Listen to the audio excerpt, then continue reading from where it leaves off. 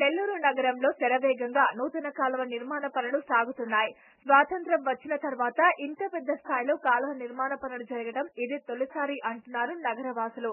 దాదాపు 50 కోట్ల రూపాయలతో కాలువ నిర్మాణ పనులు జరుగుతున్నాయి.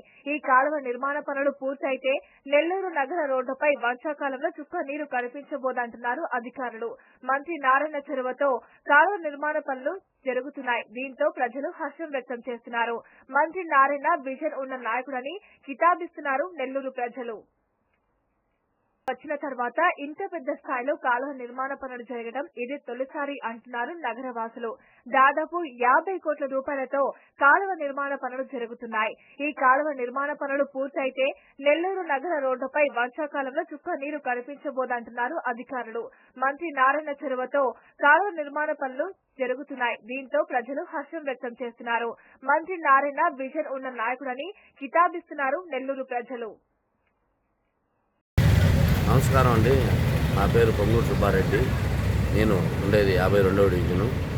ఈరోజు ఎక్కడ చూసినా కాలువలు మొత్తం మన కొత్తగా నిర్మిస్తున్నారు. నాకు తెలిసి మా పెద్దవాళ్ళు అనేది స్వతంత్రం వచ్చిన కాడి నుంచి ఎక్కడ కాలువలు లేవు. వర్షాలు పడితే రోడ్డు మొత్తం జలమయం ఉండేది. ఇప్పుడు అది నారా చంద్రబాబు నాయుడు గారి చేయూత కానీ లేకపోతే మన పొంగూరు నారాయణ గారి మినిస్టర్ కానీ వారి స్వభావంతో ఈరోజు నెల్లూరు సిటీ మొత్తం ఎక్కడ చూసినా 2 వైపులా కాలువలు నిర్మిస్తున్నారు. అదేవిధంగా మట్టి కనిపించకుండా రోడ్డు ఎండ్ రోడ్లు కూడా నిర్మిస్తున్నారు.